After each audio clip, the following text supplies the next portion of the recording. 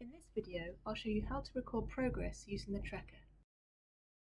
Let's have a look at recording progress with writing. You may have asked your learner to do a piece of writing in class. Using the descriptors you would decide on the bands that the learner has evidenced. To do this, you can either use the descriptors by clicking on the link in the main tracker tab. This will take you to the descriptors within the tracker. Or you might want to use a printed copy of the descriptors, which are available for download from the Bell Foundation website. Once you've decided on the descriptor your learner has evidenced, you can then input this into the tracker tab.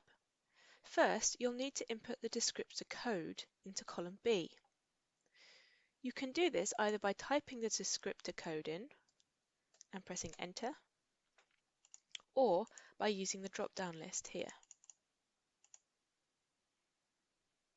You'll notice that the box with the code in it changes colour. This colour reflects the colour of the band and matches up to the paper copy of the framework. This should make it easier to see at a glance what band you've selected. Once you've selected the assessment descriptor code, this will automatically bring up the text for the descriptor in the next box. The next box along, titled Evidence of Language Use and Other Comments, is for typing in ways that your learner has evidenced this descriptor. For example, we can see here that the descriptor code is B7 and the descriptor reads, "Can copy passages from an English text in the curriculum. This is significant if the pupil's first language is in a different script." And in the box titled Evidence of Language Use and Other Comments, the teacher's written, "Ahmed can copy writing from the board and from worksheets into his notebook.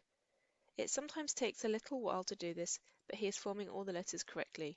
His first language is Arabic."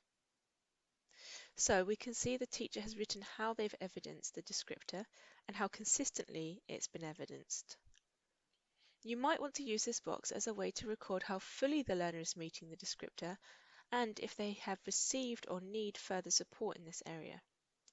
We'll talk about further support a bit more in video 6 titled How to Set Targets Using the Tracker. Recording the initial assessment works in the same way as recording progress in the tracker tab.